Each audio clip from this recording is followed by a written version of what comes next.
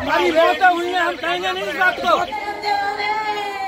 उत्तर प्रदेश के हाथरस जिले के सिकंदरा राव इलाके के पुलराई गांव में आयोजित एक सत्संग के बाद मची भगदड़ से अब तक 120 से ज्यादा लोगों की मौत हो चुकी है।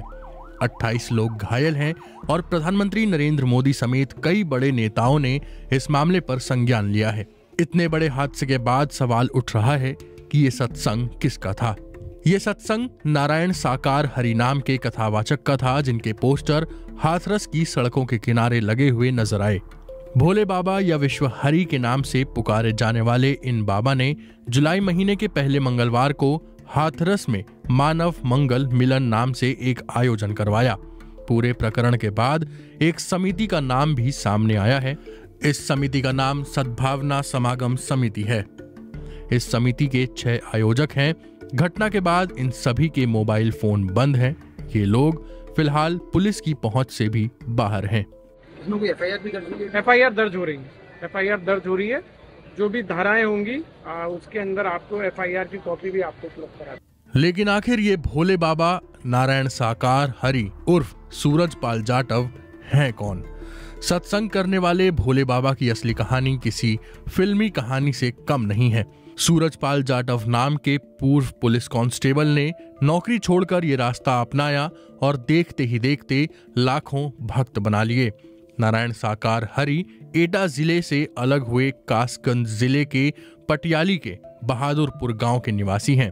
यूपी पुलिस की नौकरी के शुरुआती दिनों में वो स्थानीय अभिसूचना इकाई यानी कि लोकल इंटेलिजेंस यूनिट में तैनात रहे और करीब 28 साल पहले छेड़खानी के एक मामले में अभियुक्त होने के कारण निलंबन की सजा मिली। निलंबन के कारण सूरजपाल जाटव को पुलिस सेवा से बर्खास्त कर दिया गया था। हालांकि इससे पहले सूरजपाल जाटव करीब 18 पुलिस थाना और स्थानीय अभिसूचना इकाइयों में अपनी सेवाएं दे चुके थे। इटावा के वरिष्ठ पुलिस अधीक्षक संजय कुमार ने बीबीसी से बात की और ये बताया कि छेड़खानी वाले मामले में सूरजपाल एटा जेल में काफी समय तक कैद रहे और जेल से रिहाई के बाद ही सूरजपाल बाबा की शक्ल में लोगों के सामने आए। पुलिस सेवा से बर्खास्त होने के बाद सूरजपाल अदालत की शरण में गए और फिर उनकी नौकरी बहाल हो गई। लेकिन साल 2002 में आगरा जिले से सूरजपाल ने वीआरएस ले लिया।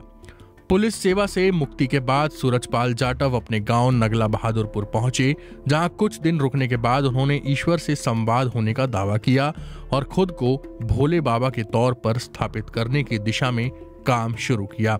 कुछ सालों के अंदर ही उनके भक्त उन्हें कई नामों से बुलाने लगे और इनके बड़े बड़े आयोजन शुरू हो गए, जिनमें हजारों लोग शरीक होने लगे। इटावा के वरिष्ठ पुलिस अधीक्षक संजय कुमार ने यह भी बताया कि 75 साल के सूरजपाल उर्फ भोले बाबा 3 भाई हैं। सबसे बड़े सूरजपाल हैं, दूसरे नंबर पर भगवान दास हैं जिनकी मौत हो चुकी है, जबकि तीसरे नंबर पर राकेश कुमार हैं जो पूर्व में ग्राम प्रधान भी रह चुके हैं। इस बात की पुष्टि हुई है कि अपने गांव में अब बाबा का आना जाना कम ही रहता है। हालांकि बहादुरपुर गांव में उनका चैरिटेबल ट्रस्ट अब भी सक्रिय है। अपने सत्संगों में नारायण साकार ने यह दावा कई दफा किया है कि उन्हें यह नहीं मालूम कि सरकारी सेवा से यहां तक खींचकर उन्हें कौन लाया। नारायण साकार अपने भक्तों से कोई भी दान दक्षिणा और चढ़ावा आदि नहीं लेते हैं, लेकिन इसके बावजूद उनके कई आश्रम स्थापित हो चुके हैं। उत्तर प्रदेश में कई दूसरे स्थानों पर स्वामित्व वाली जमीन पर आश्रम स्थापित करने का दावा भी किया जा रहा है। नारायण साकार हरि अपने सत्संगों में अपने भक्तों की सेवादार बनकर करते नजर आते हैं। नारायण साकार हमेशा सफेद कपड़ों में दिखते हैं। हालांकि इंटरनेट पर वह बहुत लोकप्रिय नहीं है। सोशल मीडिया पर उनके भक्तों की बहुत मौजूदगी नहीं दिखाई देती, लेकिन जमीनी स्तर पर उनके भक्तों की संख्या लाखों में है। बाबा के भक्तों में कई स्थानीय नेता भी शामिल हैं।